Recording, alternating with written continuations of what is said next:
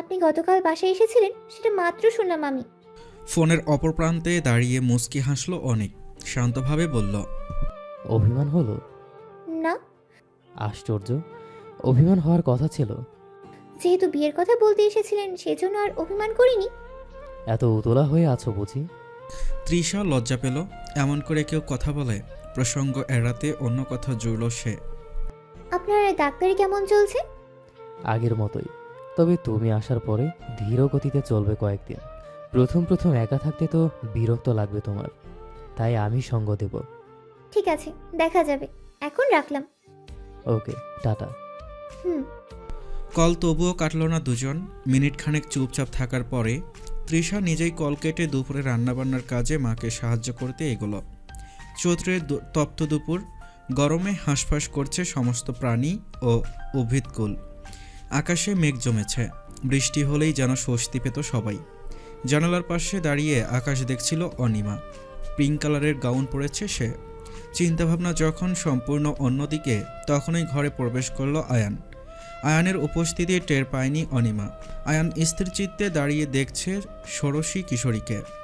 এই কদিনে তেমন কোনো পরিবর্তন ঘটেনি তার মধ্যে, কিন্তু এই তীব্র গরমে পা পর্যন্ত গাউন পরে অনিমা পড়েছে। এভাবেই কেটে গেল মিনিট 10। এর মধ্যেই অনিমা জানালা থেকে সরে উল্টো ঘুরতেই দেখে আয়ান স্যার দাঁড়িয়ে আছে। দুজনের চোখাচোখি হতেই দৃষ্টি সরিয়ে ফেলল আয়ান। অনিমা একইভাবে আয়ানের দিকে তাকিয়ে থেকেই পড়ার টেবিলে গিয়ে বসল। আয়ানও বসল, তবে সময় নিয়ে। কেমন আছো অনিমা? যেমন দেখে গেছিলেন তেমনই আছি। অনিমা হেসে বলল। আয়ান চমকালো। কী রকম দেখে গিয়েছিল সেটা ভাবতে লাগলো, কিন্তু ভেবে কিছুই পেল না। শেষমেশ অন্যদিকে আলোচনা ঘুরিয়ে দিল। পড়ালেখার কি খবর? পরীক্ষার তো কয়েকদিন বাকি। খুব ভালো। আপনার আপু কেমন আছে? অনিমা বই খুলে সামনে রাখল। আয়ান বইয়ের পৃষ্ঠা উল্টাতে উল্টাতে বলল, আগের চেয়ে অনেক ভালো, আলহামদুলিল্লাহ। এতদিন ঠিকঠাক মতো পড়াশোনা করেছে কি না ধরল আয়ান। লেখাপড়ার উন্নতি দেখে বেশ ভালো লাগছে আয়ানের। তবে অনিমা আগের থেকে বেশি খেয়াল করছে আয়ানকে। কেমন ঘোলাটে দৃষ্টিতে তাকিয়ে থাকে আয়ানের দিকে। আয়ান সেটা বুঝতে পারলেও ধরা দেয় না। আগে নিজের অনুভূতি নিজে বুঝুক, তারপর অনিমাকে বলা যাবে। তাছাড়া মেয়েটার এসএসসি পরীক্ষা সামনে। আগের থেকে তাহমির শারীরিক অবস্থার উন্নতি ঘটেছে এখন। দাগগুলো আছে, তবে ব্যথা একেবারে কমে গেছে। নিয়মিত ঔষধ সেবন ও যত্নের ফলেই এতটা দ্রুত ব্যথা থেকে মুক্তি পেল তাহমি। সব কিছুর সহনের জন্যই। ছেলেটা দিনরাত এক করে বউয়ের সেবা করে গেছে শুধু। এ কদিনে সহনকে নতুন করে চিনেছে তাহমি। স্ত্রীর অসুস্থতায় স্বামীর ভালোবাসা বোঝা যায়। হাতে গোনা আর 2 দিন বাকি তৃষার বিয়ের। ও বাড়িতে তৃষার বাবা মা, আয়ান সবাই ভীষণ ব্যস্ত সময় পার করছে। আগামীকাল যাবে সহন ও তাহমি বিকেলবেলা। আসরের নামাজ শেষে তাহমির ঘরে এসেছে ফরিদা। সহন একটু কাজে বেরিয়েছে। তাহমি বিছানায় শুয়েছিল। শাশুড়িকে ঘরে ঢুকতে দেখে ব্যস্ত সমস্ত ভঙ্গিতে উঠে বসল। উঠে বসতে গেলি কেন? সারাদিন তো শুয়েই থাকি মামুনি। আমি তো এখন ভালো হয়ে গেছি, তুমি এসেছো বলে একটু বসলাম। ফরিদা খানও তাহমির পাশে বসলেন। কাল তো ও বাড়িতে তোরা দুজন যাবি, সাবধানে থাকিস তুই। আমরা বিয়ের দিন যাবো একেবারে। ঠিক আছে মামুনি। হঠাৎ তাহমির চুলের দিকে নজর গেল ফরিদার। চুলে আঙ্গুল ছুঁয়ে দেখলেন একটু। তোর চুলে তো তেল নেই একটুও। চুলগুলো অযত্নে শেষ হয়ে গেছে এই কয়দিনে। তাতে কি, কিছু হবে না। ফরিদা উঠে দাঁড়িয়ে ড্রেসিং টেবিলের সামনে গেলেন। পাগলি একটা, দাঁড়া আমি তেল নিয়ে আসছি। তেল দিয়ে চুল আঁচড়ে দিচ্ছি। তুমিও পারো মামুনি। কোনো শাশুড়ি যে এত ভালোবাসে কেউ নিজে চোখে না দেখলে বিশ্বাসই করতো না। তাহমির পেছনে বসে দুহাতে তেল নিয়ে চুলে ম্যাসেজ করতে লাগলেন ফরিদা। ভালো করে তেল লাগিয়ে চিরুনি নিলেন হাতে। বিশ্বাস করতে হবে না কাউকে। এরপর থেকে নিজে না পারলে আমাকে বলবি চুলে তেল লাগিয়ে দিতে। ঠিক আছে। ছেলের বউয়ের সাথে আরও কিছুক্ষণ আলাপচারিতা সেরে ঘর ত্যাগ করেন সহনের মা। রাত নেমেছে শহরের বুকে। তাহমি আগেভাগে খাবার খেয়ে রাতের ঔষধ খেয়ে নিয়েছে। সহন বাসায় ফিরল রাত 10টায়। তাহমির ভীষণ মন খারাপ লাগছিল। দুপুরে বেরিয়ে রাতে ফিরলে কি ভালো লাগে। ডিনার করে ঘরে এসে দরজা আটকে দিল সহন। তাহমি মুখ গোমরা করে শুয়ে আছে। সহন বাইরের পোশাক বদলে হাত মুখ ধুয়ে আসলো। আজকে যে তার ঘরণী রাগ করবে সেটা আগেই বুঝেছিল সে, কিন্তু কি করবে, এতদিন বাসায় থাকায় কোনো কাজ করতে পারেনি। আজকে তাই একটা দরকারি কাজে এতক্ষণ বাইরে থাকতে হয়েছিল। তাহমিকে চুপ করে থাকতে দেখে পাশে উঠে বসলো শাহন। নড়েচড়ে অন্যদিকে এগিয়ে শোয়ার চেষ্টা করলো তাহমি, কিন্তু সহন দিল না সেদিকে সরতে। রাগ করেছ নাকি অভিমান? তাহমি চুপ করে রইল, তবুও সহন ঝুঁকে ললাটে ঠোঁট শুইয়ে দিল। তবুও তাহমি তার দিকে দৃষ্টিপাত করল না। কিছু একটা ভেবে পাশের টেবিলের ওপর থেকে একটা গোলাপ নিয়ে এসে দাঁড়ালো সহন। আমি আমার একমাত্র ঝগড়ুটে এবং রোমান্টিক বউটাকে ভীষণ ভীষণ ভালোবাসি। সে কি আমাকে একটু ভালোবাসে? তাহমি ফিক করে হেসে উঠল সহনের দিকে না তাকিয়েই। এবার ফিরল সহনের দিকে, হাতে লাল গোলাপ দেখে মুচকি হাসল। উঠে বসল Tahmi. Yes, I love you too. গোলাপ ফুল হাতে নিল তাহমি। সহন মাথা চুলকে পাশে বসল। কেমন কেমন করছে লোকটা। তাহমি ঠিক বুঝতে পারছে না সহনের কি হয়েছে, তাই নিজে থেকে জিজ্ঞেস করল, কি হয়েছে তোর? এরকম ছটফট করছিস কেন? একটা কথা বলবো? অস্বস্তি নিয়ে প্রশ্ন করল সহন। তাহমি অবাক হলো তার আচরণে, বিস্ময় নিয়ে শুধালো, হ্যাঁ বল। আমি তোকে জড়িয়ে ঘুমালে কষ্ট হবে তোর?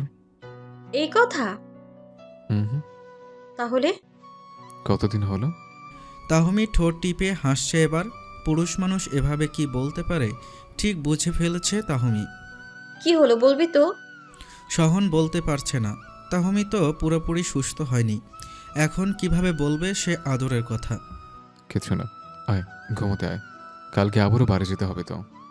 হ্যাঁ, তুই বাতি নিভিয়ে শুতে আয় তাহলে।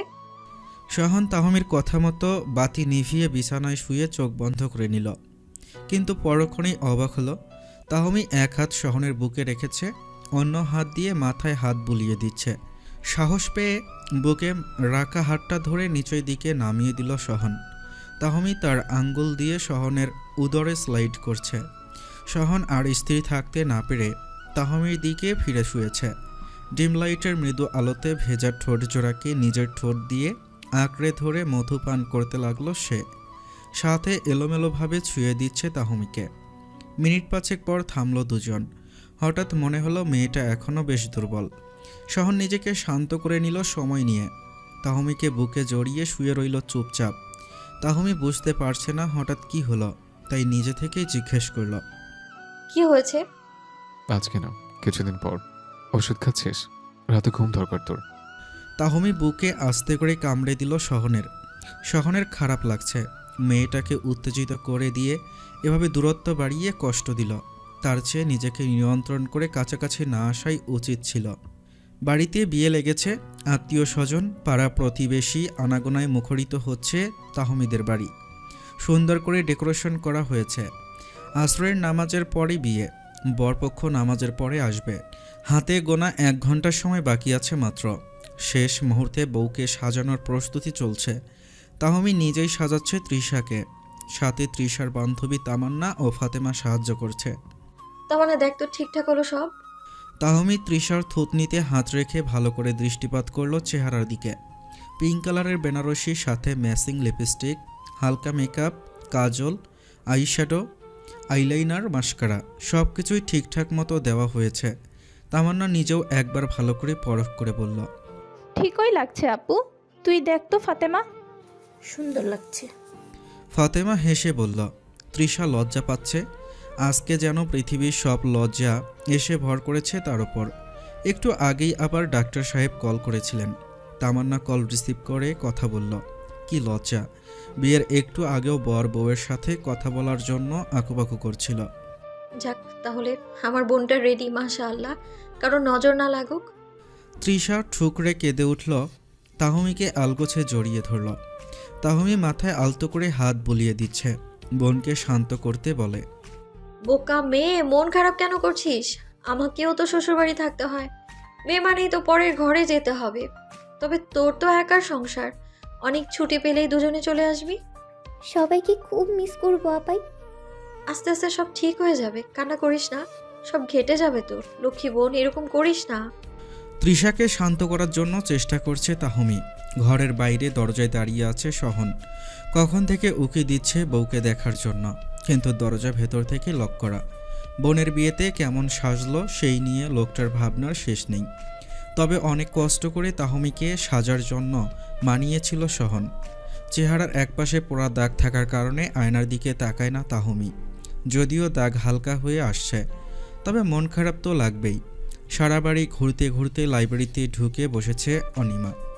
ল্যাভেন্ডার কালারের লেহেঙ্গা পরেছে সে, খোলা চুল, হালকা লিপস্টিক ঠোঁটে। সাজগোজ কম করে এই মেয়েটা।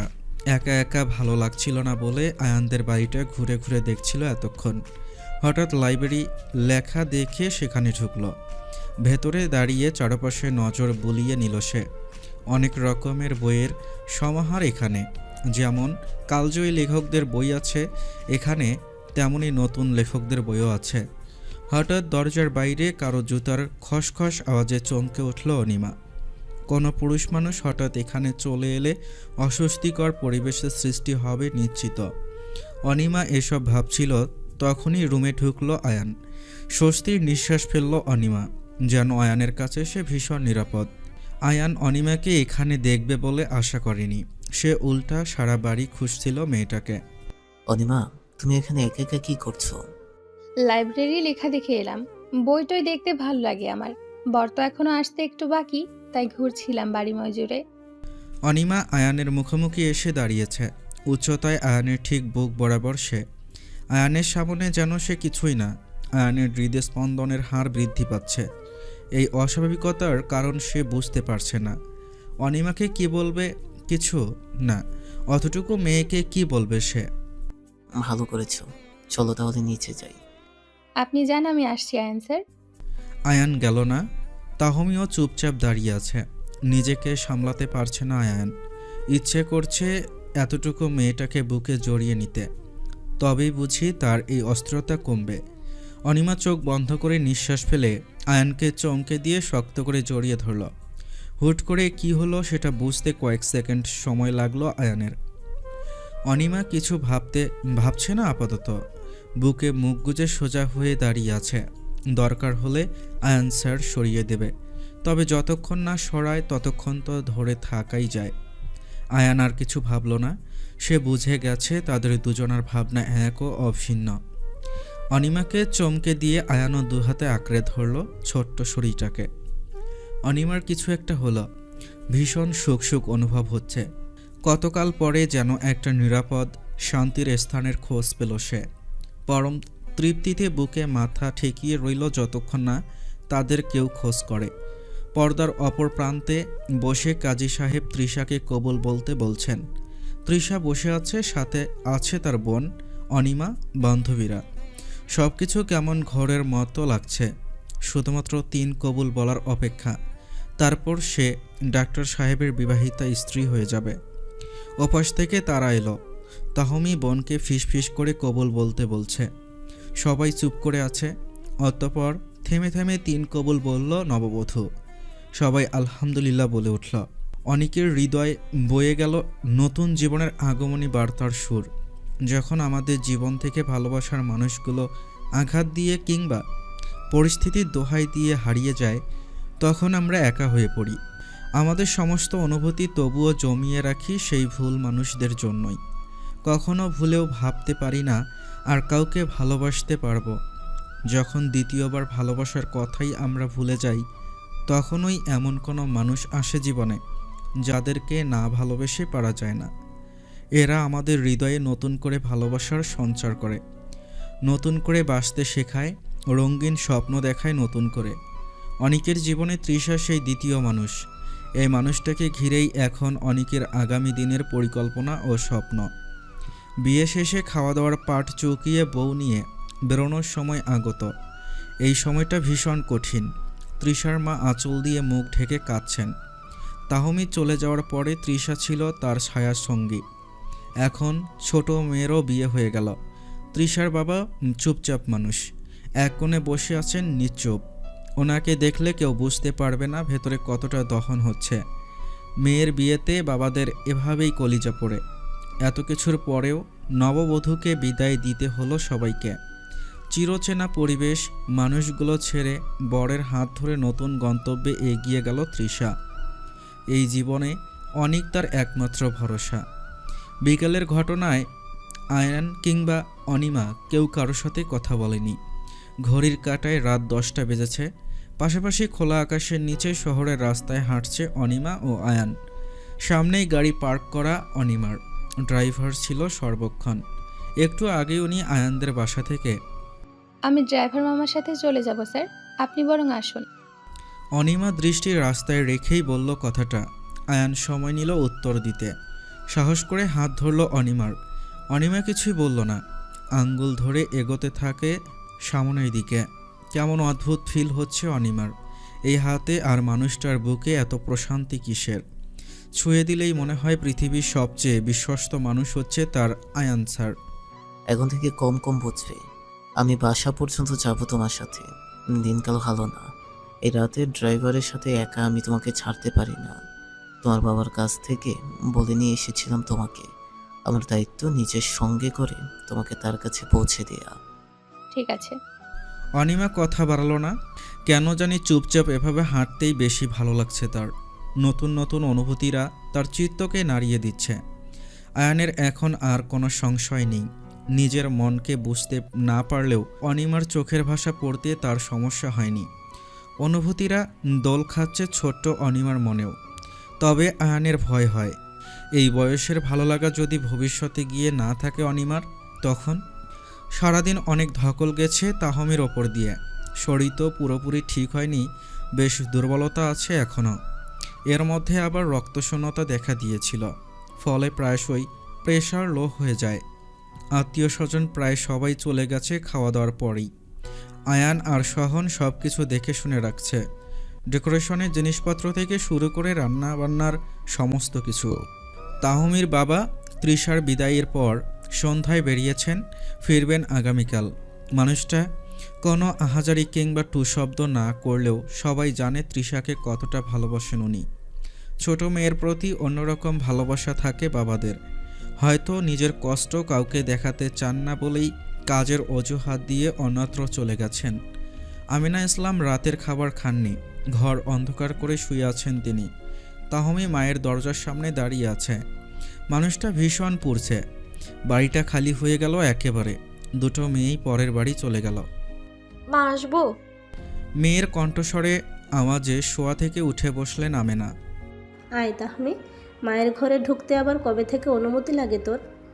তাহমি ভেতরে ঢুকে বাতি জ্বেলে দিল। ভাবছিলাম তোমার একটু একা থাকার ইচ্ছে করছে কিনা, তাই জিজ্ঞেস করলাম। চলো মা, ডিনার করবে? তোরা খেয়ে নে, আমি পরে খাবো। তাহমি মায়ের পাশে বসে হাত ধরে বায়না ধরে বলল, না না, এক্ষুনি চলো তুমি। তৃষা কল করেছিল। কি বললো? ওরা পৌঁছে গেছে? উচ্ছ্বাসিত কণ্ঠে শুধালেন আমেনা। তাহমি শান্তভাবে বলে, হ্যাঁ, মাত্র গাড়ি থেকে নেমেছে বলল। তোমাকে কল দিয়েছিল, কিন্তু তোমার ফোনটা তো চার্জ আউট। ওখানে তো অনেকের বোন আর বোনের স্বামী ছাড়া কেউ নেই, বলতে গেলে নিজেরাই। আর 5টা বাড়ির মতো গিয়ে লোকজনের অস্বস্তি হবে না বোনের? একা বাড়ি, সবকিছুই ওকে গুছিয়ে নিতে হবে। তা ঠিক বলেছিস। বেশ, তাহলে চলো। আয়ান আর সহন ডাইনিং টেবিলে বসে আছে তোমার জন্য। আমরা গেলে সবাই একসাথে খাওয়া দাওয়া শুরু করব। আমিনা ইসলাম নিজেকে আর আটকাতে পারলেন না। বড় মেয়েকে জড়িয়ে ধরে হু হু করে কেঁদে উঠলেন। তাহমি মায়ের মাথায় হাত বুলিয়ে দিল, বারণ করল না কাঁদতে। একটু কাঁদুক, মন হালকা হবে তাহলে। দিনাজপুর শহরে অনেকের ফ্ল্যাট, 4তলা বিল্ডিংয়ের ওপর 5 তলায় তাদের ঘর। বসার ঘর, রান্নাঘর আর 3টে রুম। দুটোতে বারান্দা আছে, একটা সিঙ্গেল। ছাদে যেতে হলে আরও 2 তলা ছাড়িয়ে যেতে হয়। ওয়াশরুম থেকে ফ্রেশ হয়ে এসে বসার ঘরের দিকে এগোলো তৃষা। দিনা সব কিছু আগে থেকেই রান্নাবান্না করে রেখেছিল, সেগুলো পরিবেশন করছে ডাইনিং টেবিলে। ওহির বাবা টিভিতে খবর দেখছেন। ওহি আর অনিক খেলা করছে সোফায় বসে। তৃষা এসে এক দৃষ্টিতে তাকিয়ে আছে সেদিকে। এটা যে ওর শ্বশুর বাড়ি সেটা মনেই হচ্ছে না। তবুও বাবা মায়ের কথা মনে পড়তেই বুক চিরে দীর্ঘশ্বাস বেরিয়ে এলো। ওহি তৃষাকে দেখতেই জোরে জোরে বলে উঠল, মামি এদিকে এসো। ওহির কথায় দিনা ও অনিকও তৃষার দিকে তাকিয়ে মুচকি হাসল। দিনা বলল, এখানে দাঁড়িয়ে আছো কেন দিশা? এদিকে ভাইয়ার পাশে সোফায় এসে বসো। আমার হয়ে গেছে, এক্ষুনি খেতে দিব। তৃষা গিয়ে ওহির পাশে বসল। ওহির গাল দুটো আস্তে করে টেনে দিল হেসে। এমনি দেখছিলাম আপু, আপনারা এত ভালো দেখে ভাবছিলাম সত্যি সত্যি আমি শ্বশুরবাড়িতে এলাম কি না। ওহির বাবা হেসে বললেন, তাহলে ভাবি মিথ্যা মিথ্যা শ্বশুরবাড়িতে আছেন আপনি? তাই হয়তো। তৃষাও বদলে হেসে বলল, অনিকের বিষয়টা ভালো লাগলো না। তৃষা কেন তার সাথে হেসে হেসে কথা বলবে? অনেক কথা হয়েছে, চলো সবাই খেয়ে নিব। ওহির বাবা তো খাবে না, উনি তিশাদের বাড়ি থেকে পেট ভরে খেয়ে এসেছেন। আমিও খেয়েছি। তিশা আর ভাইয়া আসো, তোমরা খেয়ে নিলে আমি ঘুমাতে যাব। অনিক কিছু একটা ভেবে খাবে না বলল। তৃষার একা একাই খেতে হলো শেষমেশ। সারাদিন ঠিকঠাক মতো খেতে পারেনি বলে পেটে ক্ষুধা লেগেছিল মেয়েটার। রজনীগন্ধা ফুলে সেজে উঠেছে তৃষা ও অনিকের বাসর ঘর। দিনা তৃষাকে সুন্দর করে সাজিয়ে দিয়েছে, তবে একেবারে সাদামাটা সাজগোজ। মেরুন রঙের সিল্কি কাতান শাড়ি পরেছে তৃষা, সাথে হালকা ফুলের সাজ, ঠোঁটে লাইট লিপস্টিক। দেখো তো সাজ পছন্দ হলো কি না। জি আপু, খুব সুন্দর সাজানো হয়েছে। বেশ, তুমি থাকো তাহলে, ভাইয়া আসবে আমি গেলেই। ক্লান্ত লাগছে ভীষণ, আমি আসছি। শুভকামনা নতুন জীবনের জন্য। দিনা হেসে বলল। তৃষাও বদলে হাসল মৃদু। ঠিক আছে আপু, শুভরাত্রি। শুভরাত্রি। দিনা চলে গেল রুম থেকে। তৃষা আয়নায় একবার নিজেকেই দেখে নিল। ইস, ভীষণ লজ্জা লাগছে হঠাৎ। মানুষটার সাথে আজ তার প্রথম রাত। ভাবতেই সমস্ত শরীর জুড়ে কেমন একটা ভালো লাগার রেশ বয়ে যাচ্ছে। ভাবনা আরেকটু প্রসারিত করে বিছানায় উঠে বসল তৃষা। এর মধ্যেই দরজা খোলার ক্যাস ক্যাস আওয়াজ করে ভেতরে ঢুকলো অনিক। সাদা রঙের পাঞ্জাবি পরেছে লোকটা। তৃষার দিকে এক পলক তাকালো সে, অতঃপর দরজা আটকে দিয়ে ধীর পায়ে এগিয়ে গেল সেদিকে। তৃষা উঠল সালাম করার তাগিদে। অনিক সালাম করতে দিল না, বুকে জড়িয়ে নিল তৃষাকে। তৃষার তলপেটে কেমন শিরশির অনুভব করছে, কেমন যেন ঘোরের মতো লাগছে সব কিছু। তোমার জায়গা আমার বুকে, পায়ে নয় তৃষা। তবু আপনি আমার স্বামী। তুমিও তো আমার স্ত্রী। তৃষা চুপ করে রইল। অনিক তৃষার হাত ধরে বসালো বিছানায়। খুঁটিয়ে খুঁটিয়ে দেখতে লাগলো নিজের সদ্য বিবাহিত বউকে। মনটা অশান্ত হয়ে গেছে। তৃষাকে বলবে কিছু কথা। তৃষা অনিকের নীরবতা ভাঙতে বলল, আপনার শরীর ঠিক আছে? কেমন লাগছে? আমি ঠিক আছি। তবে ভালো করে খেলেন না কেন? বাসায় এসেও না খেয়ে রইলেন। ইচ্ছে করেনি, যথেষ্ট খেয়েছিলাম আমি। বুঝলাম। কিছু বোঝনি তুমি? তৃষা চমকালো অনিকের গাম্ভীর্যের কারণে। আগে কখনো এরকম করে কথা বলেনি মানুষটা। ভয়ে ভয়ে তৃষা জিজ্ঞেস করল, কি বুঝিনি? বুঝিয়ে বলুন তাহলে। অনিক আচমকা শক্ত করে কাঁধ চেপে ধরল তৃষার।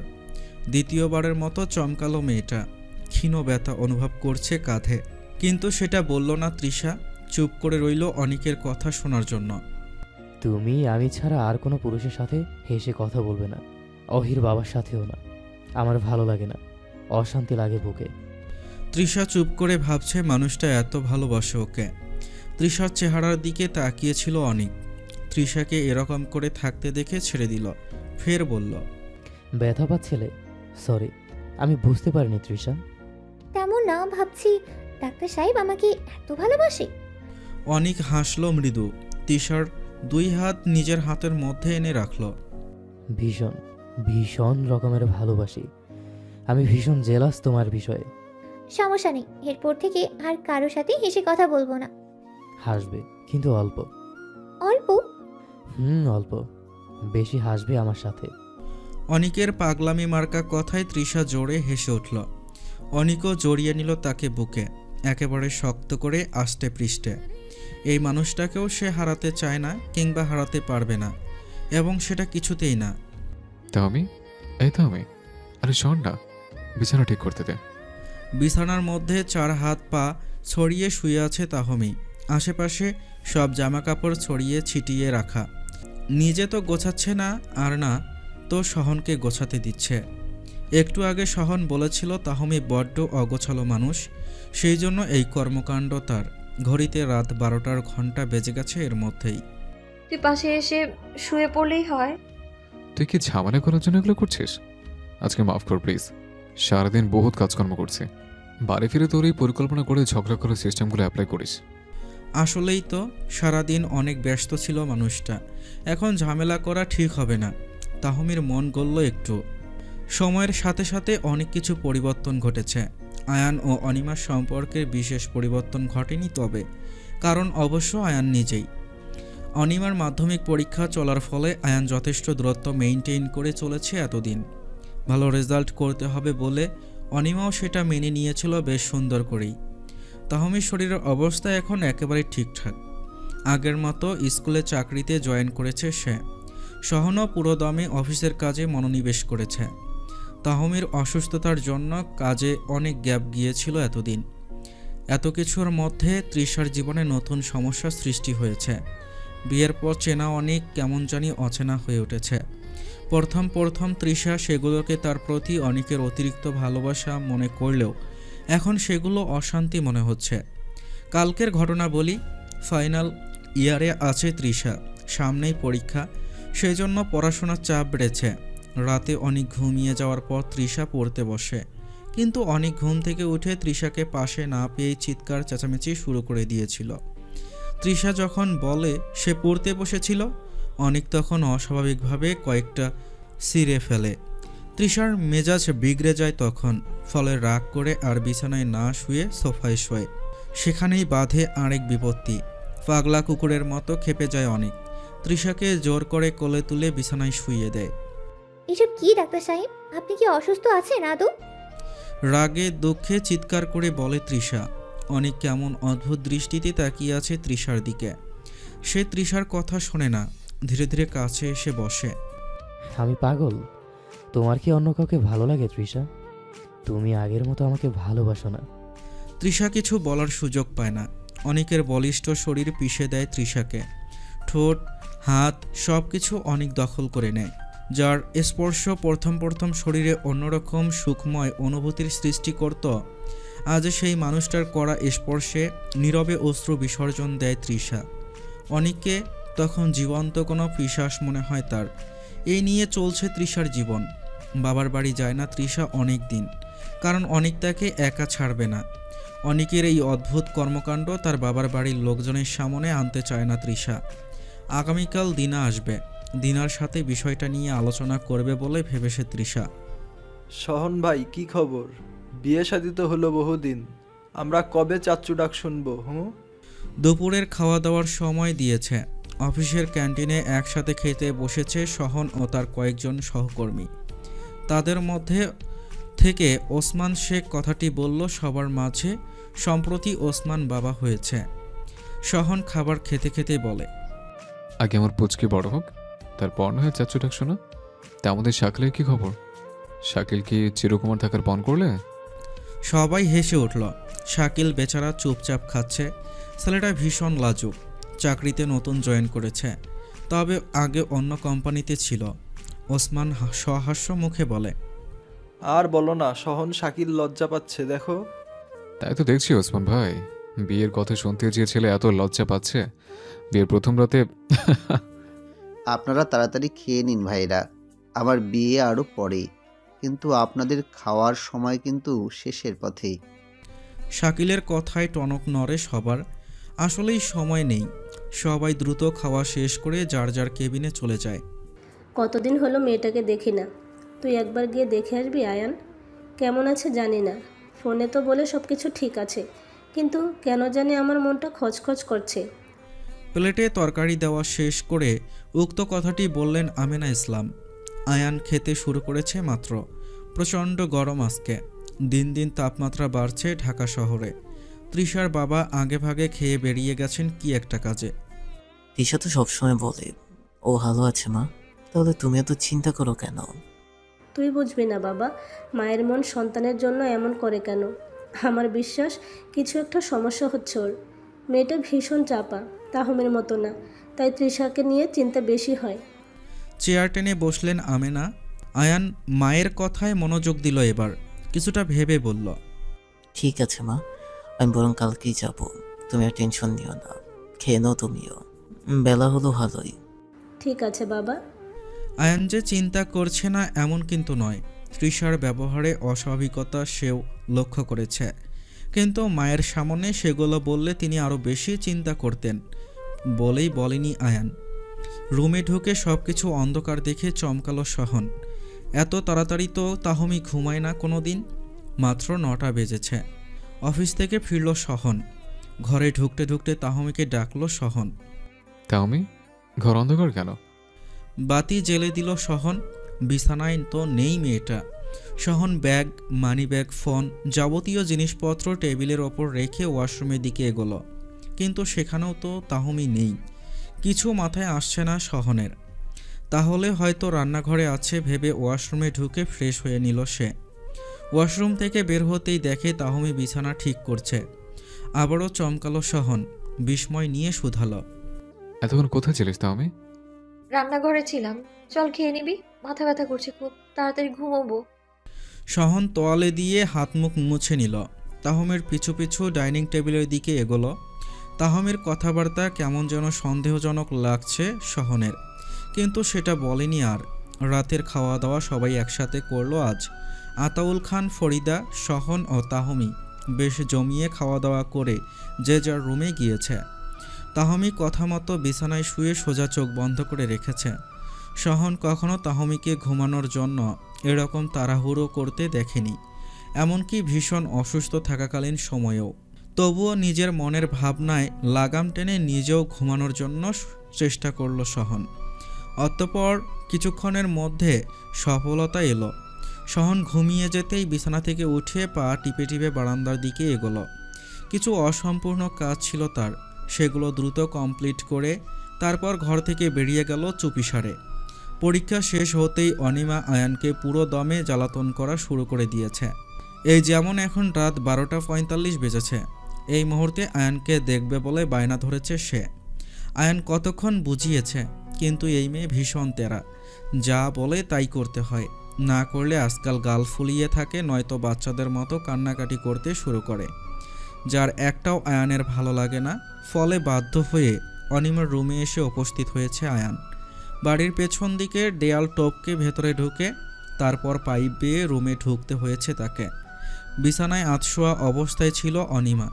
হঠাৎ জানালা দিয়ে কিছু ভেতরে পড়ার আওয়াজে সেদিকে তাকালো। আয়ানকে দেখতেই খুশিতে লাফিয়ে বিছানা থেকে নেমে গিয়ে জড়িয়ে ধরে, লাফিয়ে কোলে ওঠে। দুই পা দুই পাশে রেখে বাচ্চাদের মতো গলা আঁকড়ে ধরে ঝুলে আছে অনিমা। আয়ান বড় বড় নিঃশ্বাস ফেলল কয়েকটা, কিছুটা বিরক্ত হয়ে বলল, অনিমা, কেন এরকম পাগলামি করো বলো তো? এখন যদি তোমার বাবা কোনোভাবে টের পেয়ে যায় আমি তোমার রুমে আছি, কি হবে জানো? অনিমাকে ওভাবে নিয়েই বিছানায় গিয়ে বসলো আয়ান। অনিমা এখনও চুপ করে একইভাবে ধরে আছে আয়ানকে। হ্যাঁ, তারপর তোমার বাবা বাংলা ছায়াছবির নায়িকাদের বাবার মতো বলবেন, আমার মেয়েকে ভুলে যেতে। তুমি কত টাকা নেবে? টাকা না দিলে তোমার পরিবারকে শেষ করে ফেলবো আমি। আয়ানের কথায় অনিমা ঠোঁট টিপে হাসছে। আয়ান মুখ গোমরা করে বসেই আছে। বেচারার ভীষণ ঝামেলা পোহাতে হচ্ছে তার জন্য। এটা অনিমা বুঝতে পেরে গাঢ় করে তার ঠোঁটে ঠোঁট ছুঁয়ে দিল। আয়ান বরফের মতো জমে গেল সেখানেই। সমস্ত বিরক্তি চাপার রাগ গলে জল হয়ে গেল। ঘড়ির কাঁটায় রাত এখন ঠিক 12টা বাজতে 2 মিনিট বাকি। হঠাৎ তাহমির মৃদু আওয়াজে ঘুম ভেঙে গেল সহনের। এমনিতেই ঘুম পাতলা ছিল। চোখ মেলে তাকিয়ে পাশে তাহমিকে না দেখতে পেয়ে ব্যস্ত হয়ে উঠল সে। বাতি জ্বেলে দেখল পুরো ঘরে তাহমি নেই। আওয়াজটা তবে ব্যালকনি থেকে এসেছে ভেবে সেদিকে এগিয়ে গেল সহন। সামনে নজর বুলিয়ে দেখার আগেই রুমে অন্ধকার নেমে এলো। চমকালো সহন, কি হচ্ছে তার সাথে? আর তাহমি কোথায়? সবাই ঠিক আছে তো?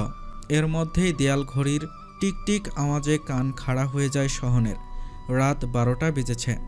ঘড়িটা তেমনই জানান দিল। সহসা চোখের সামনে একটা মোমবাতি জ্বলে উঠল সহনের।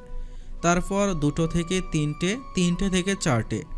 ব্যালকনিতে মোমবাতির আলোর সৌন্দর্যে এবার সব কিছু পরিষ্কার হয়ে গেল সহনের সামনে। তাহমি ঠোঁটের কোণে মিষ্টি হাসির রেখা ফুটিয়ে বলে চলছে, happy birthday to you, happy birthday to you, happy birthday dear Sahan. Sahan থমকে গেছে তাহমির পাগলামিতে।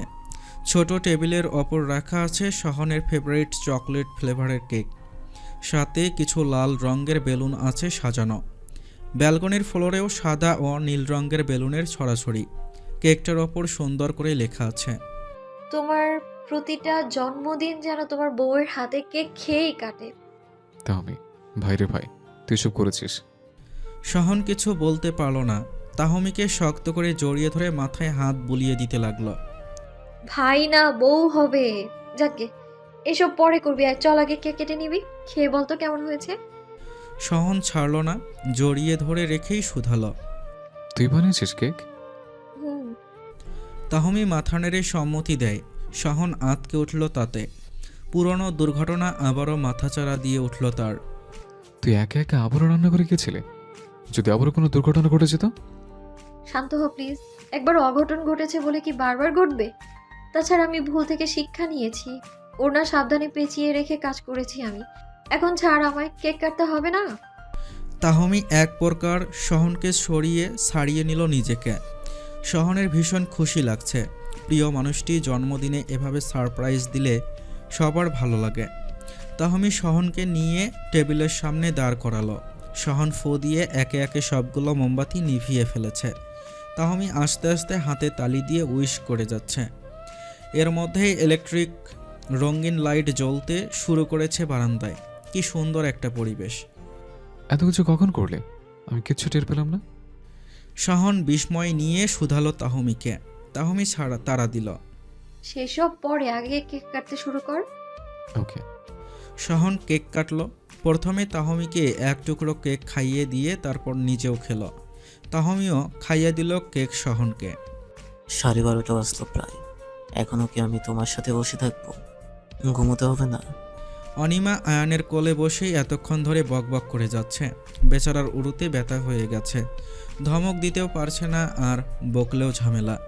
এখন অনিমা কাঁদা শুরু করলে আরেক বিপত্তি বাঁধবে। এত ছোট মেয়ের সাথে মানুষ কেমনে প্রেম করে সেসব ভাবতে গেলেও নিজেকে আসল বলদ মনে হচ্ছে আয়ানের। অনিমা ধীরে সুস্থে এবার কোল থেকে নেমে বিছানায় বসল। ঘুম এসেছে মেয়েটার চোখে। চোখ মুখ দেখেই সেটা বুঝতে পারছে আয়ান।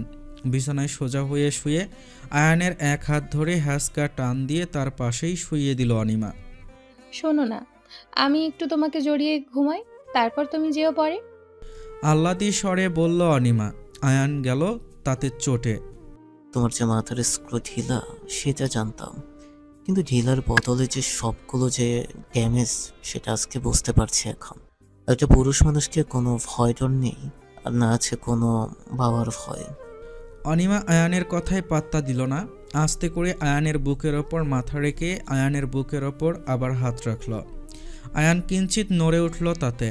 নিশুতি রাতে ফাঁকা ঘরে একটা মেয়ে এত কাছাকাছি থাকলে নিজেকে কত কষ্টে নিয়ন্ত্রণ করতে হয় সেটা বুঝতে পারছে আয়ান। তার ওপর যদি মেয়েটি ভালোবাসার মানুষ হয় তাহলে তো বেহায়া মন কথাই শুনতে চায় না।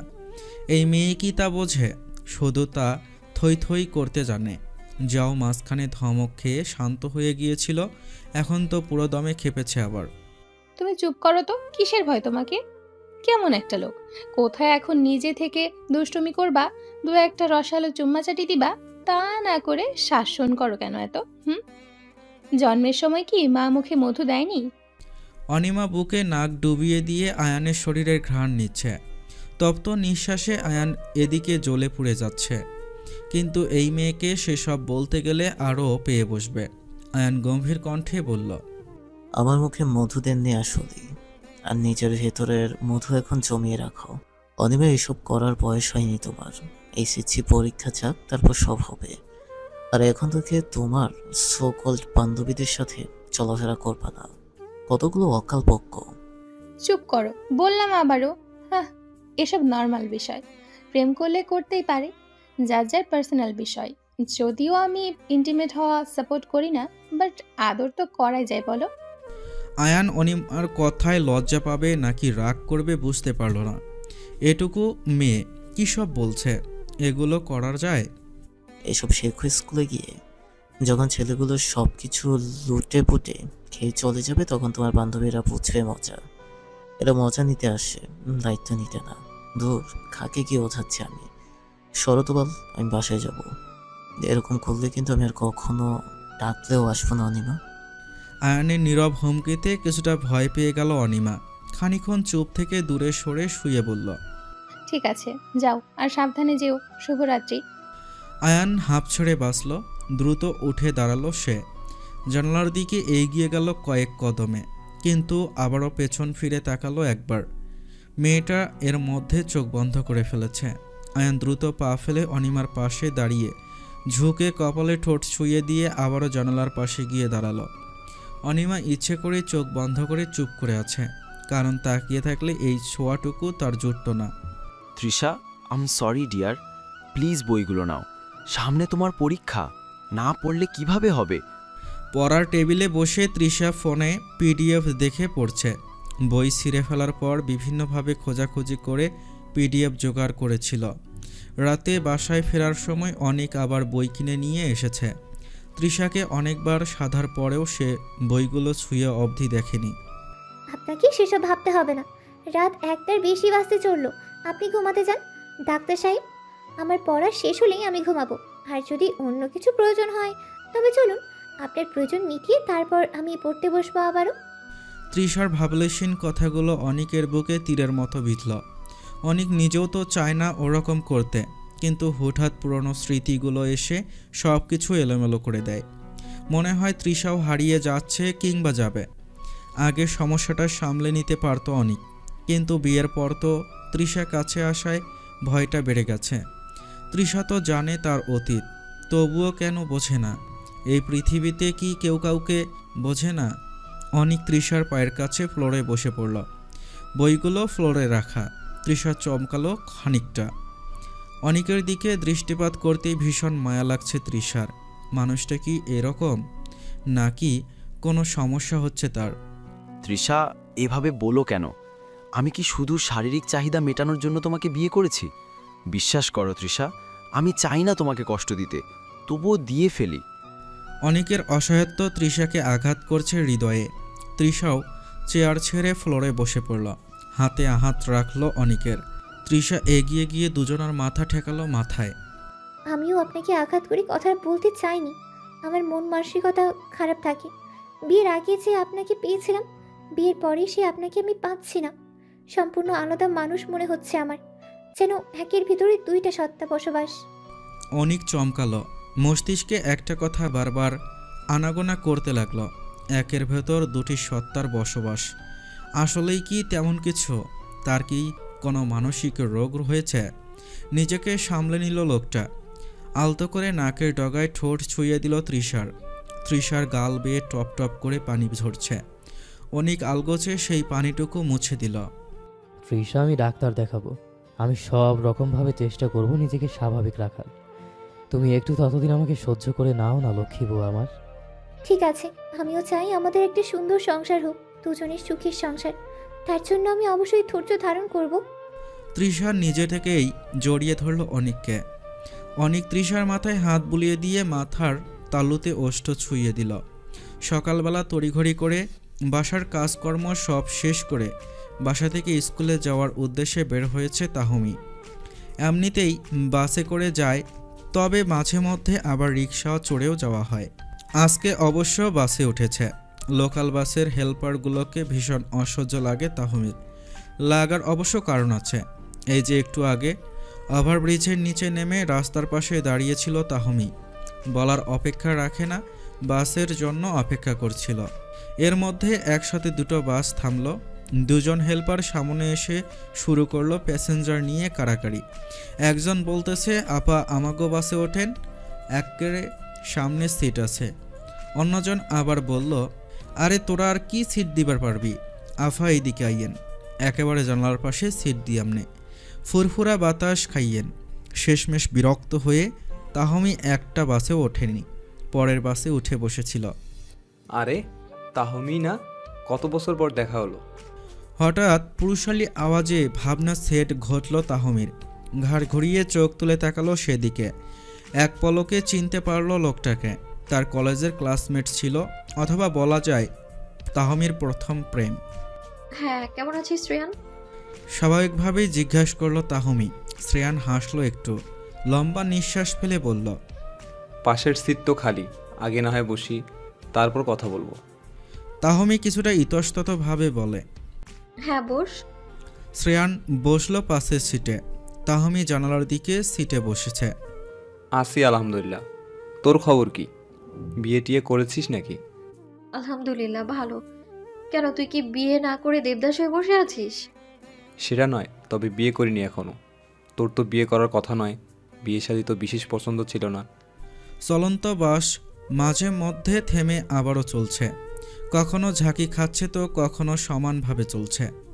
তাহমির অপ্রস্তুত লাগছে ভীষণ।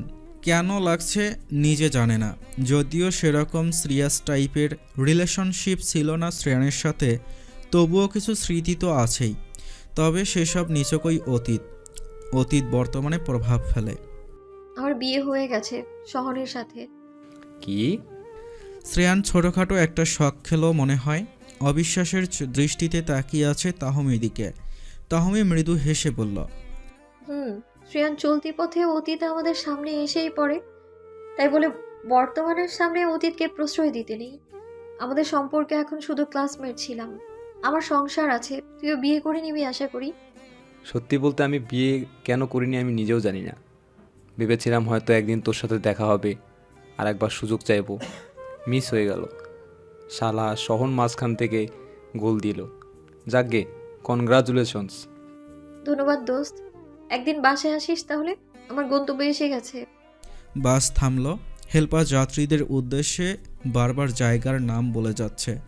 কেউ নামার থাকলে যেন নেমে যায়। ঠিক আছে, বিয়ের কার্ড দিতে যাবো একবারে। ভালো থাকিস। Same to you.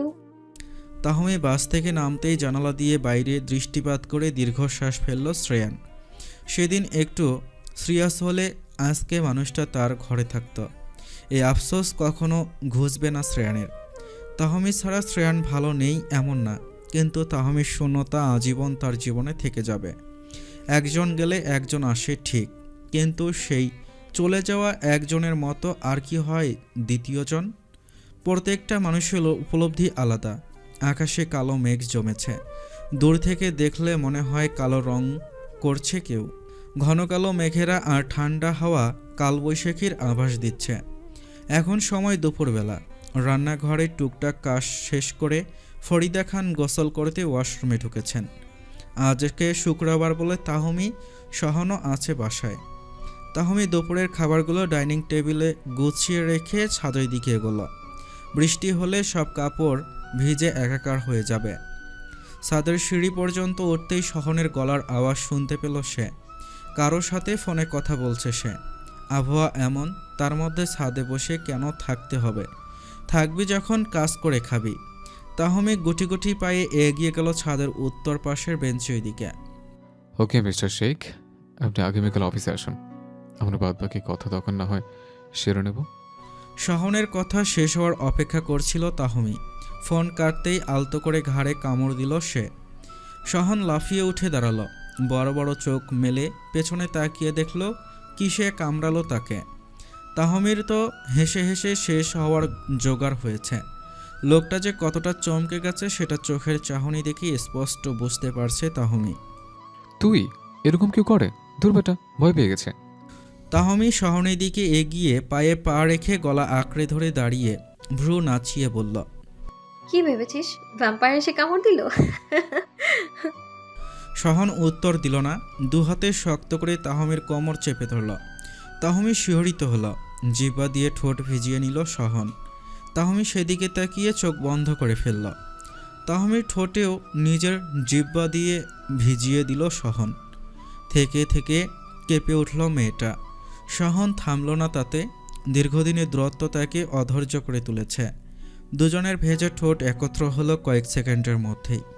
হঠাৎ মেঘের গর্জনে নড়ে চড়ে উঠল দুজন। দুজন দুজনের দিকে তাকিয়ে দূরে সরে গেল। ফোঁটা ফোঁটা বৃষ্টি পড়ছে। চল জামা কাপড়গুলো নিচে দিয়ে আসি, তারপর আবার আসবো ছাদে। কথাগুলো বলতে বলতে দুজন একসাথে সমস্ত জামাকাপড় হাতে নিতে শুরু করেছে। বৃষ্টি থেকে থেকে বৃদ্ধি পাচ্ছে। সিঁড়ির দিকে এগোলো দুজন। আবার কেন? ভিজবো দুজন। তাহমি মুচকি হাসল। শহনকে ওখানে দাঁড় করিয়ে রেখে নিজেই সবগুলো জামাকাপড় ঘরে রেখে এলো চট করে। শহন দাঁড়িয়ে দাঁড়িয়ে তাহমি আসার অপেক্ষা করছে। বাইরে তুমুল বৃষ্টি হচ্ছে, সাথে ঝড়ো হাওয়া বইছে। মিনিট পাঁচেকের মধ্যে তাহমি এলো। শহন কিছু না বলে তাহমিকে কোলে তুলে নিয়ে ছাদের দিকে এগোচ্ছে। ছাদের মাঝখানে এসে দাঁড়ালো। বৃষ্টির ফোঁটা পড়ছে দুজনার গায়ে। তাহমি শহনের মুখশ্রীর দিকে নির্নিমেষ দৃষ্টিতে তাকিয়ে আছে।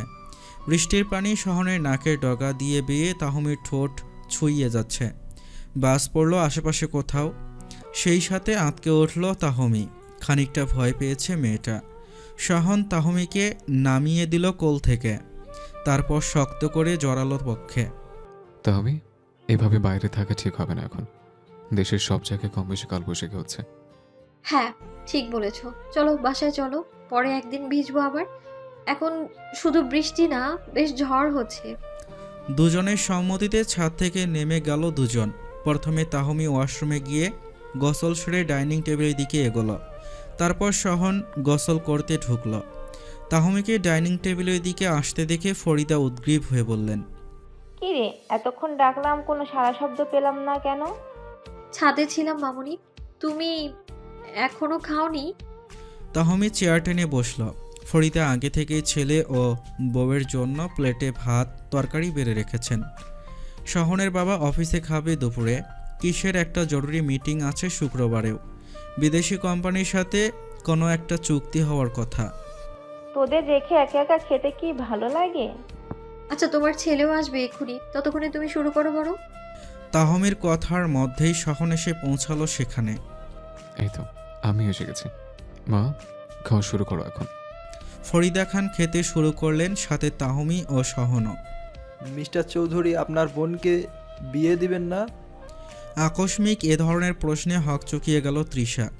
আজকে অনিকের সাথে তার চেম্বারে এসেছে তৃষা।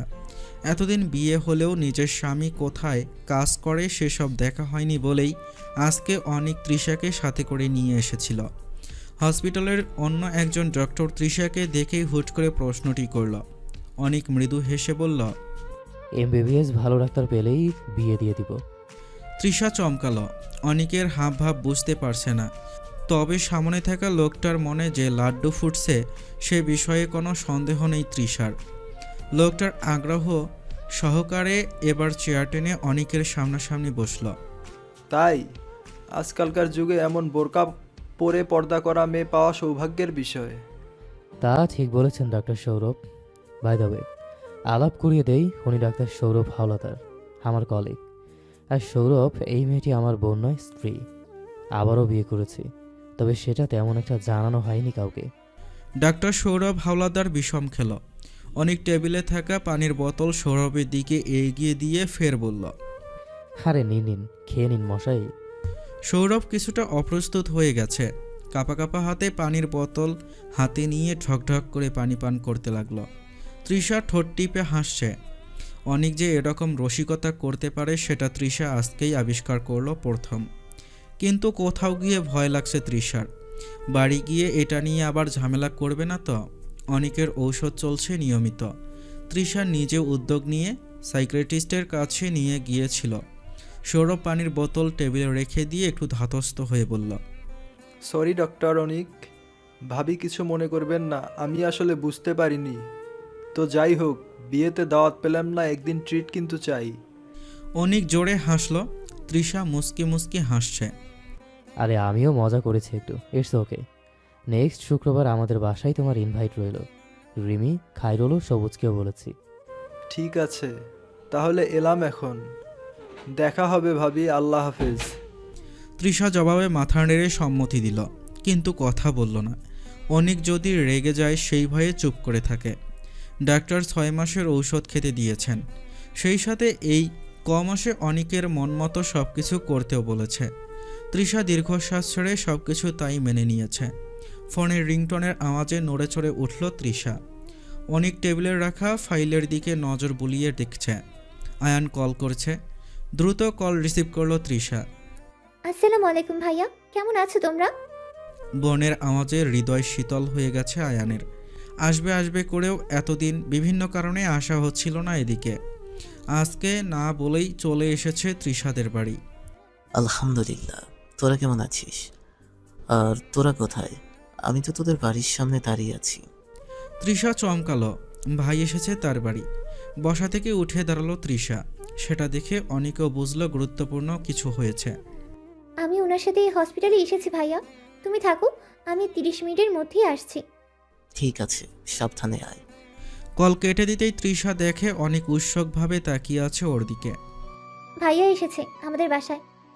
বা চলো তাহলে বাসায় যাই, এমনিতেই রোগী কম আজকে, তাছাড়া অন্য ডাক্তাররা আছে। যাবে তুমি? হাত ঘড়ির দিকে তাকিয়ে সময় দেখে নিল অনেক। 12:40 বেজে গেছে, জোহরের আজান দিতে তো বেশি সময় বাকি নেই। তোমাকে গিয়ে রান্না করতে হবে আবার। বাসায় তো শুধু ডাল, মাছ আর ভাত রান্না করে রেখে এসেছো। আয়ানের জন্য মাংস রান্না করবে তো? আগে বাসায় যাই, তারপর সেসব দেখা যাবে। ভাইয়া তো চলে যাবে না এখনই, বিকেলে না হয় মাংস রান্না করব। ঠিক আছে চলো, তুমি যা ভালো মনে করো তাই হবে। অনিকের পিছন পিছন তৃষাও বাড়ির পথে এগোচ্ছে। মানুষটা এখন যেমন আছে সব সময় যদি তেমন থাকতো। দীর্ঘশ্বাস ছেড়ে গাড়িতে উঠে বসলো তৃষা। ডাইনিং রুম থেকে নিজের রুমে এই নিয়ে 3 বার গেল এলো সহন। তাহমির খাওয়া শেষ হচ্ছে না কেন সেই নিয়ে বহু রাগ হচ্ছে নিজের ওপর। অথচ এতে নিজের সাথে রাগ করার কোনো কারণ আছে? রাগ করলে করবে তাহমির সাথে, তা না করে নিজেকে গালিগালাজ করে যাচ্ছে লোকটা। না, 3 বার গেল আর একবার গিয়ে দেখবে। তাহমির কাজ শেষ হলে ভালো, নয়তো সোজা ঘরে গিয়ে আজকে নিজেই বিছানা গুছিয়ে মশারি টানানোর কাজও করবে। কপাল খারাপ লোকটার। তাহমি খাওয়া শেষ করে শাশুড়ির সাথে গল্প জুড়ে বসেছে। দুপুরের অধরা রোমাঞ্চ তো পূর্ণ করতে হবে রাতে। সেসব কি মেয়েটার মাথায় নেই? সহন বিরক্ত হয়ে নিজের ঘরেই চলে গেল। প্রথমে ভালো করে ঝেড়ে বিছানা পরিষ্কার করলো। এত জোরে ঝেড়েছিল বিছানা, মনে হচ্ছিল বিছানায় ময়লার অভাব নেই। তারপর গেল মশারি টানতে। মশারি টানিয়ে বালিশে মাথা রেখে শটান হয়ে শুয়ে পড়ল সে। এর মধ্যে দরজা বন্ধ করার আওয়াজ ভেসে এলো কানে। তাহমি ঘরে ঢুকে দরজা আটকে দিল। বিছানার দিকে দৃষ্টিপাত করতে হাসলো একটু, এগিয়ে গিয়ে বসলো একপাশে। আজকে সব নিজে থেকেই করে ফেললে? কথা কম, কাজ বেশি। সহন তাহমিকে মশারির বাইরে থেকে ভেতরে নিয়ে শুইয়ে দিল। নিজে তাহমির এক হাত সোজা করে তাতে মাথা রেখে শুয়ে পড়ল। তাহমি ঠোঁট টিপে হাসছে। কিসের কাজ এখন? কর কর, ঢং কর। মেয়েদের কাছ থেকে ঢং করাই। তোরা বুঝবি তোদের জামায় জ্বলে পড়ে যাচ্ছে, তবু জিজ্ঞেস করবি কি হয়েছে। সহনের কথায় খিলখিল করে হেসে উঠল তাহমি। সহন দিল মুখ ভেংসি তাতে। এজন্যই বলে কারো পৌষ মাস আর কারো সর্বনাশ। সহনেরও এখন সর্বনাশ হচ্ছে, আর তার বউয়ের হাসি দেখে গা পিত্তি জ্বলে যাচ্ছে। তাহমি আহ্লাদি হয়ে বলল, আরে বেচারা বর আমার। এই চুপ কর, কথা বলবি না একেবারে। গায়ের উপর উঠে বসতো আগের মতো, তারপর একটা চুমো খাট ওঠে। ছি, কি নির্লজ্জতা, কি নির্লজ্জ, ছি। তা আমি বেশি হয়ে যাচ্ছে কিন্তু। সহন দতে দত খিচিয়ে কথাটি বলল। তাহমি আলতো করে সহনের মাথায় হাত বুলিয়ে দিল। সহন এক হাত তাহমির পিঠের নিচে ঢুকিয়ে অন্য হাত উদরে রেখে তাহমিকে নিজের শরীরের ওপর তুলে নিল। দুজন দুজনের দিকে তাকিয়ে রইল খানিকক্ষণ। শোন। হ্যাঁ বল। আজকে ঘুমোতে দে। তাহমির কথায় কিছু একটা ছিল, সহন না বলতে পারল না। না বলার সমস্যা যেন চোখের ইশারায় বুঝে গেছে সে।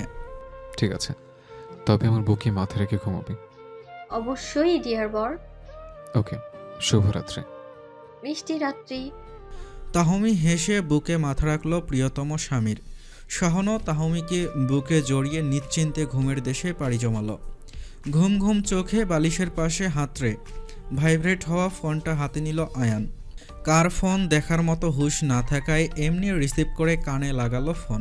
কিন্তু অপর প্রান্তে থাকা মানুষটির প্রতিক্রিয়া শুনে প্রায় 10 সেকেন্ডের মধ্যে বড় বড় চোখ করে আশেপাশে তাকিয়ে শোয়া থেকে উঠে বসলো আয়ান।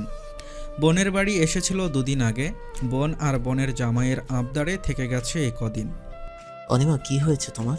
এভাবে হু হু করে কাঁদছো কেন? আয়ান ব্যতিব্যস্ত হয়ে উঠল।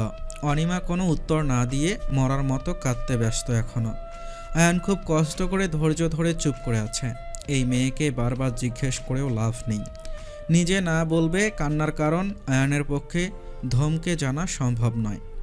তাই চুপ করে রইল মিনিট পাঁচেক। ততক্ষণে অনিমার কান্নার বেগ কিছুটা কমেছে। কাঁদো কাঁদো গলায় বলে অনিমা, আজ 2 দিন হয়ে গেল তোমাকে দেখি না, রাতে জড়িয়ে ধরি না, আমার বুকটা খালি খালি লাগে রে। আমার এখন কি হবে বলো? আমার আর ভালোই লাগে না কেন? খুব করে একটা ধমক দিতে ইচ্ছে করলেও সেটা পারছে না আয়ান। ছোট মেয়ে ধমক দিলে আবার অন্য ঝামেলা, খাওয়া দাওয়া বন্ধ করে অসুস্থ হয়ে যাবে। অনিমা, আমি আজকে বিকেলে রওনা হব বা রাতের মধ্যে বাসায় ফিরব। সেই হিসেবে কালকে আমাদের দেখা হবে ইনশাল্লাহ। এবার চোখ মুখ ধুয়ে এসো, যাও। পরশু? কালকে? না থাক, ঠিক আছে, কিন্তু দেখা হবে। আর কিছু হবে না? আমাকে জড়াবে না বুকে? আল্লাহ, এই মেয়ের অদ্ভুত আচরণে অতিষ্ঠ হওয়ার জোগাড় হয়েছে আয়ানের। এইটুকু মেয়ের মাথায় সব 18+ চিন্তা সারাক্ষণ। মাঝে মধ্যে আয়ানের ইচ্ছে করে এখনই বিয়ে করে বিয়ের স্বাদ ঘুচিয়ে দিতে। আয়ান লম্বা করে শ্বাস নিল, নিজেকে শান্ত করেই বলল, তোমার যা যা লাগে সব হবে। ওকে, এখন চুপচাপ ঘুমাও আর আমাকেও ঘুমোতে দাও। ঠিক আছে। আই লাভ ইউ অ্যান্ড 2 দুই আবার কি? বলো লাভ ইউ টু। আর একটা পাপ্পি দাও। 14 গোষ্ঠীর তুষ্টি। আয়ান বিড়বিড় করে বলল কথাটা। অনিমা শুনতে পায়নি ঠিকমতো, তাই আবারও জিজ্ঞেস করল। আয়ান চোখ বন্ধ করে কোনো রকমে নিজেকে নিয়ন্ত্রণ করে বলল, love you too 3 4 tata. Tata. Anima call কাটতেই হাঁপ ছেড়ে বাঁচল আয়ান। দিন যত যাচ্ছে অনিমার পাগলামি বৃদ্ধি পাচ্ছে। আগে তো তাও টিচার ছিল, একটু আধটু ভয় ডর পেত মেয়েটা, কিন্তু এখন তো সে ডোন্ট কেয়ার মুডে থাকে সব সময়। যত সব ন্যাকামি মার্কা কার্যকলাপ আছে সব কিছুই করে সে। এজন্যই দামড়া ছেলেদের নিবিদের সাথে প্রেম করতে নেই। মনে মনে এসব বলে নিজেকে গালিগালাজ করলো আয়ান। তারপর ফোনটা রেগে মেগে খাটের নিচে রেখে ফের ঘুমানোর চেষ্টা করল। সকাল 5টা বেজেছে সবে। এখনও ঘন্টা 3 ঘুমানোর প্ল্যান আছে আয়ানের। বিকেলের বাসে উঠে বাড়ির দিকে রওনা দিবে। বোনের সংসারে বেশ ভালোই চলছে, সেজন্য মনে মনে ভীষণ প্রশান্তি অনুভব করছে আয়ান। স্কুল শেষে আজকে একটু বাবার বাড়ি যাবে বলে ঠিক করেছে তাহমি। শরীরটা কেমন লাগছে কদিন ধরে, প্রেশার কমে গেছে খুব। মাকে দেখতে ইচ্ছে করছে হঠাৎ।